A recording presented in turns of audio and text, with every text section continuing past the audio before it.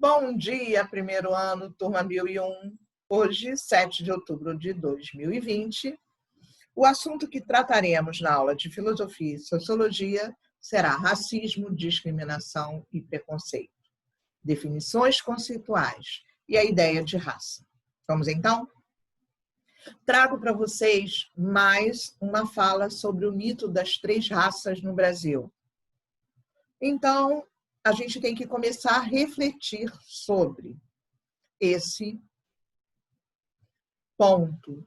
Inicialmente, vamos receber algumas informações. Primeira, na atualidade, não existe nenhuma sociedade ou grupo social que não possua a mistura de etnias diferentes. Então, essa é a primeira informação.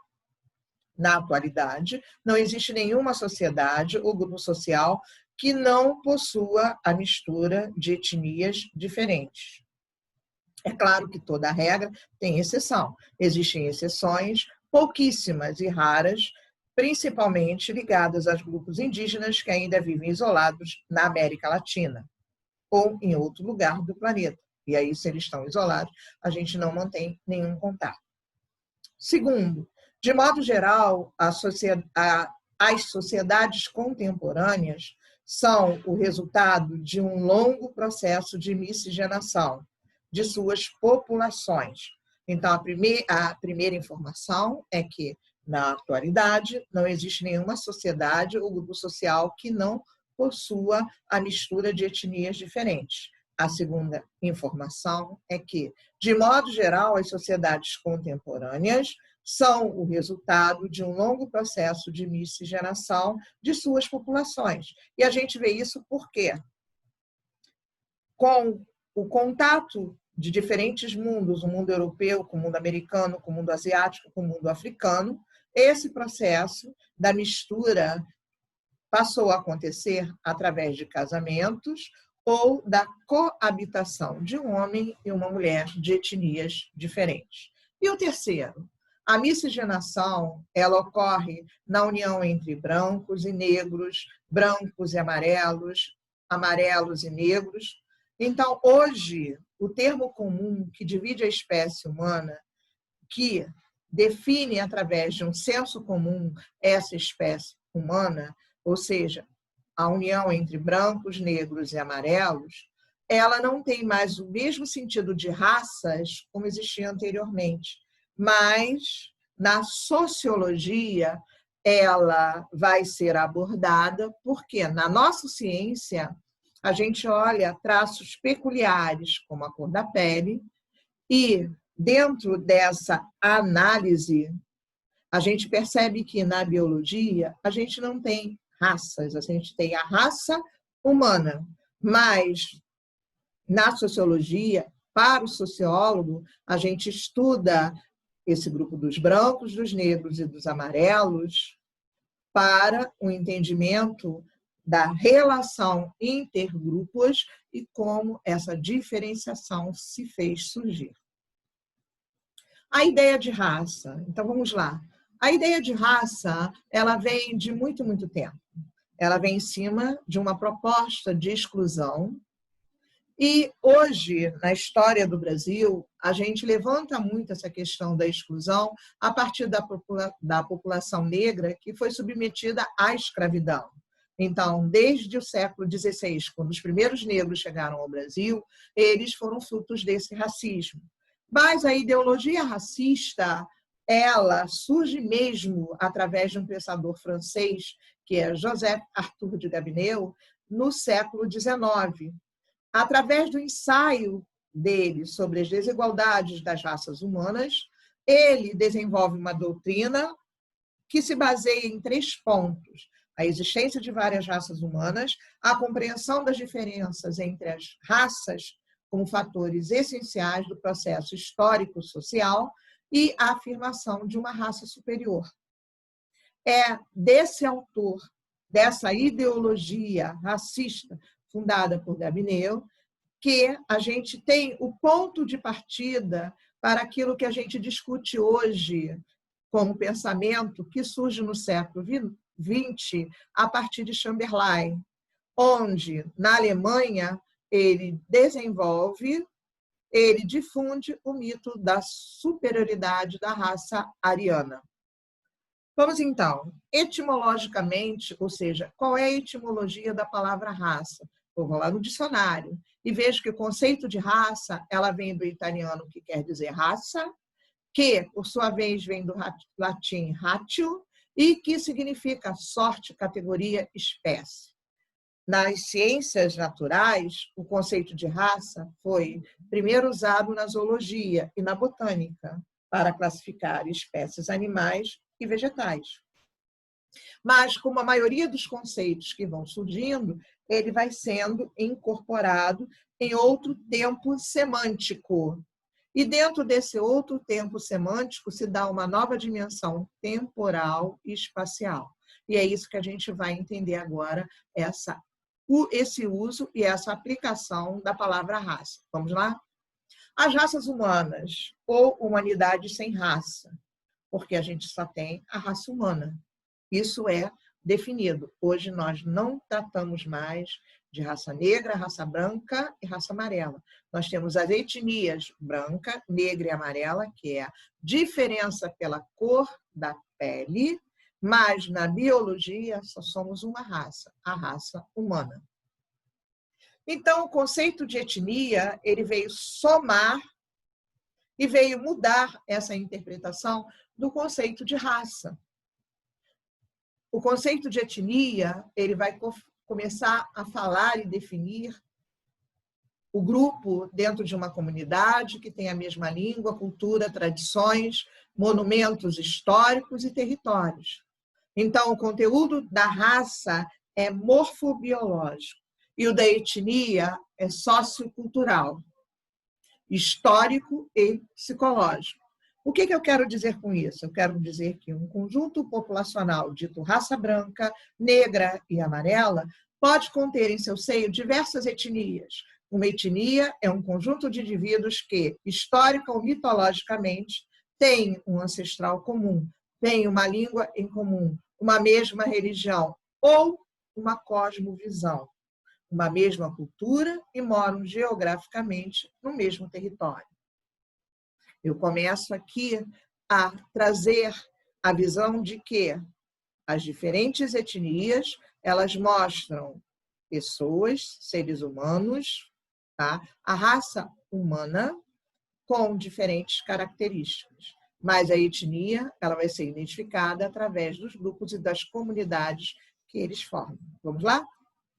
A ideia de raça, segundo Michael Bunton, lendo diretamente, ele defende, tá? E fala que é também imprudente estudar a ideia de raça separadamente de outras duas ideias que renasceram nos primeiros anos do século XIX.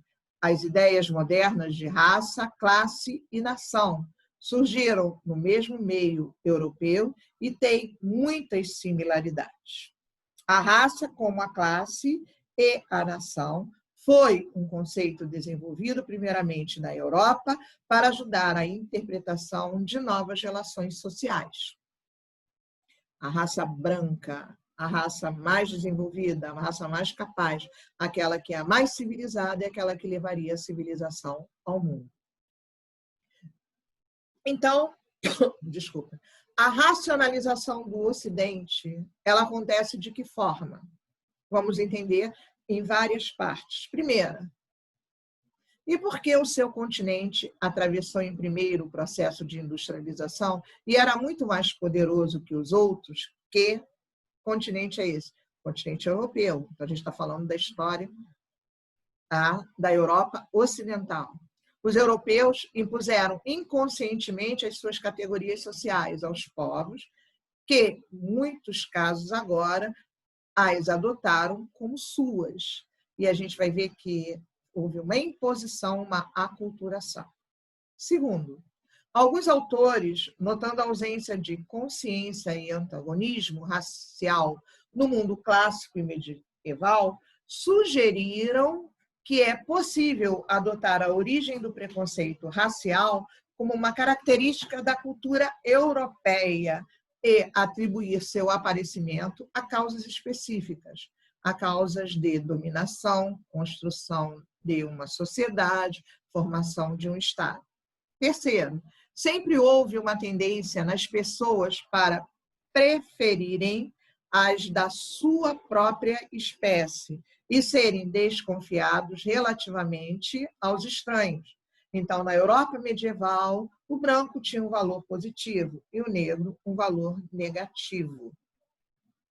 E o quarto ponto aí, quer na França, quer na Inglaterra, a palavra raça começou a mudar de significado por volta de 1800. Anteriormente, o termo foi utilizado no sentido de linhagem. Eu sou de uma raça pura, a minha linhagem, o meu sangue é sangue nobre. E as diferenças entre raças derivam de circunstâncias da sua própria história. Embora se mantiveram através das gerações, elas não eram fixas, porque eles casavam com outras linhagens, outras famílias. No século XIX, o termo raça veio a significar uma qualidade física inerente. O que eu quero dizer com isso? Os outros povos passaram a ser biologicamente diferentes e inferiores. Embora a definição continuasse incerta, as pessoas começaram a pensar que a humanidade estava dividida em raças. Tinha, portanto, de se explicar a razão dessas diferenças raciais. E aí começam as explicações. O autor cita 3 explicações vindas do catolicismo, que é a oposição entre saxões e normandos, como a luta entre 2 raças, desprezo aos judeus, absolutismo e monarquia. Como o termo raça significa diferentes coisas para diferentes escritores e é a origem de muita confusão, é mais conveniente usar o conceito de tipo como chave para atravessar o labirinto. Então, as plantas e as aves eram identificadas primeiramente como membros de uma classe, depois de ordens, em seguida de gêneros e, finalmente, de espécies. Isso, para mim, sempre foi um pouco confuso na biologia. Mas, tendo racionalizado o Ocidente, os seus sucessores trataram de racionalizar o resto do mundo. Galileu avançou com uma teoria de superioridade ariana, esboçado em termos muito gerais. E essa superioridade da teoria ariana, ela vai ser usada por Adolf Hitler no nazismo e na perseguição a todos. Nem as teorias raciais foram sempre utilizadas para minimizar os povos de cor. Na Índia, a teoria ariana apontava mais para a existência de laços comuns entre os britânicos e a população nativa, que para uma divisão entre os estrangeiros e locais, ainda que nem britânicos nem hindus respondessem de maneira uniforme a esse fato. Eles simplesmente discriminavam, eles segregavam. A teoria ariana negaria a igualdade aos indianos, não arianos, incluindo-os em grupos sem casta, como os drávidas, os povos tribais árabes e os judeus. Então, você começa aí a excluir dessa classificação todos aqueles que não são arianos, não pertencem à raça branca. Questionamentos de um escritor negro sobre essa situação. Na sua obra, ele diz: o que há na natureza das coisas que desapossa os africanos do direito de participar nos tempos futuros, nos altos destinos que no passado foram atribuídos a tantas raças que não foram de modo algum superiores a nós, nas qualificações físicas, morais e intelectuais que marcam definitivamente uma raça para a proeminência entre outras raças.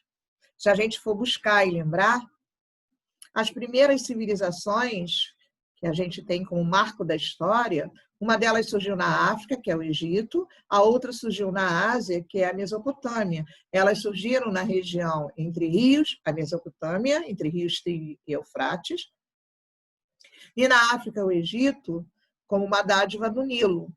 Mas a gente tem que lembrar aí que são nas sociedades, nas civilizações africanas que a gente encontra as primeiras grandes evoluções e conhecimentos. São nas primeiras sociedades e civilizações da Ásia que a gente encontra os primeiros desenvolvimentos e evoluções. Os egípcios já mumificavam, já tratavam do corpo, já faziam cirurgias, principalmente ortopédicas, para botar os ossos no lugar. Lá na região da África e da Mesopotâmia, a gente vai ver os primeiros cuidados dentro da higiene com sabonetes, álcools, para evitar proliferação de doenças. Mas o europeu que se organizou, se estruturou, se fortaleceu, ele começou a puxar para si a identidade de civilização e a menosprezar as demais sociedades e povos. Então, a ideia de racismo, ela parece ter sido introduzida no final dos anos 30 do século passado, para identificar um tipo de doutrina que, em essência, afirmava que a raça determinava a cultura. Uma vantagem desta aplicação é de não procurar abarcar outros fenômenos com os quais estas doutrinas estão frequentemente associadas. Não fazer pressupostos que levem a motivos ou intenções de pessoas que propuseram ou adaptaram tais doutrinas. Então, para identificar estes aspectos, tornar-se-ia necessário usar outros conceitos. As palavras racismo e racista foram utilizadas por pessoas que desejavam atacar as doutrinas da desigualdade e, assim, dentro dos círculos em que eram empregues, adquiriram fortes conotações pejorativas que ajudavam a explicar a recente tentativa de ampliar a sua aplicação. E o racismo no Brasil? Bom, a crença da convivência cordial e harmoniosa das três raças, das três etnias que compuseram a sociedade brasileira, o branco europeu, o negro africano e o amarelo indígena, aliada à construída crença da inferioridade do negro, consolidou um quadro de desigualdade racial estruturada no país. Desse modo, o racismo aqui toma formas especiais. Ele é negado, ele é velado. Tá? E aí a gente tem Florestan Fernandes, autor brasileiro. Na sua obra, O Brasileiro Tem Preconceito de Ter Preconceito, ele mostra claramente que esse preconceito é velado, mas ele existe. A miscigenação contribuiu com a consolidação da falsa ideia da não existência do racismo. Este se manifesta em gradação, atingindo mais as pessoas com um fenótipo mais próximo da ancestralidade africana e menos conforme a aparência se aproxime do fenotipo branco. Então, o racismo ele é um desafio a ser combatido. O racismo no Brasil precisa ser morto, ele precisa ser muito combatido. O racismo em nossa sociedade, ele se dá de um modo muito especial. Ele se firma através da sua própria negação. Por isso dizemos que vivemos no Brasil um racismo ambíguo, ao qual se apresenta muito diferente de outros contextos onde esse fenômeno acontece. O racismo no Brasil é alicerçado em uma constante contradição. A sociedade brasileira sempre negou insistentemente a existência do racismo e do preconceito racial, mas, no entanto, as pesquisas atestam que no cotidiano, nas relações de gênero, no mercado de trabalho, na educação básica e na universidade, os negros ainda são discriminados e vivem uma situação de profunda desigualdade racial quando comparados com outros segmentos étnicos raciais do país. A gente tem aqui o discurso de Frantz Fanon, e ele, que nasceu na ilha de Martinica, no século XX, na segunda década, no ano de 1925, e morreu aos 36 anos, ele tem como obras fundamentais Pele Negra, Máscaras Brancas. Ele fala que, na Martinica, 200 brancos que se julgavam superiores e 300 mil elementos de cor. Na África do Sul, deve existir 2 milhões de brancos para aproximadamente 13 milhões de nativos. E nunca passou pela cabeça de nenhum nativo sentir-se superior a nenhum branco. E olha que a quantidade numérica é bem superior. A imposição psicológica da dominação do grupo dominante, eu sei que aqui não é o meu lugar, e me transforma numa pessoa com complexo de inferioridade e negação a mim mesmo. Então, o estereotipo, ele caracteriza, ele funciona como um carimbo e as pessoas deixam de ser vistas por suas reais qualidades e passam a ser julgadas pelo carimbo recebido. É uma caricatura, uma imagem mental coletiva que apoia o preconceito. Então, o preconceito, ele é um julgamento formulado sobre uma pessoa, sobre um grupo de indivíduos ou um povo, e ela, tá, ao ser formulada, ela ainda não conhece ou não compreende aquele grupo, aquela pessoa, aquele povo, mas ela se torna um dado universal, ligado à psicologia humana, um dado inerente a todas as culturas e a todas as civilizações. Preconceito racial é simplesmente uma disposição afetiva imaginária ligada aos estereotipos étnicos, uma atitude, uma opinião que pode ser verbalizada ou não, que pode se tornar opinião ou uma crença. O preconceito seria a materialização do estereotipo. São próximos porque o preconceito é apropriado pelo estereotipo. E quais são os estereotipos que a gente julga, aponta e conecta? O chinês, o francês, o brasileiro, tá? E o sul-vietnamita. O padrão estabelecido pelo senso comum e baseado na ausência de conhecimento sobre o assunto em questão, ele leva uma concepção baseada em ideias preconcebidas sobre algo ou alguém, sem o seu conhecimento real, geralmente de cunho preconceituoso ou de represália. A gente não gosta do chinês, a gente não gosta do sul-vietnamita, a gente não gosta do francês, a gente não gosta do brasileiro. Ou a gente diz que o chinês, ele tem sempre o bigodinho, usa aquele kimono e tem cabelo comprido trançado, que o francês é mon amour, que ele traz o pão debaixo do braço e que ele usa sempre, tá, uma boina, que o brasileiro, ele é muito ligado ao futebol. Muitas pessoas, muitas nações só conhecem o Brasil pelo futebol. E o sul-vietnamita ou aqueles que moram, né, na Coreia, no Vietnã, eles são pessoas de olhos puxadinhos e são lembrados sempre como aqueles que lutam, brigam muito e são, tá, o leopardo dentro dessa situação. A discriminação, ela nasce daí. A palavra discriminação significa distinguir. E ao distinguir, isto é, ao estabelecer uma distinção entre as pessoas, pelas diferenças que elas têm de todo tipo, nós estabelecemos essa distinção a partir de uma discriminação. Isso pode ser positivo ou negativo. A diferença, ela vai implicar em diferentes conceitos e direitos.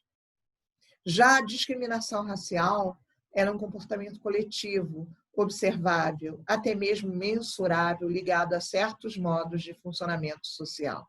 Ela é produzida quando se recusa aos indivíduos ou aos grupos o direito de receber. Ela é o tratamento depreciativo dado a pessoas de determinada raça.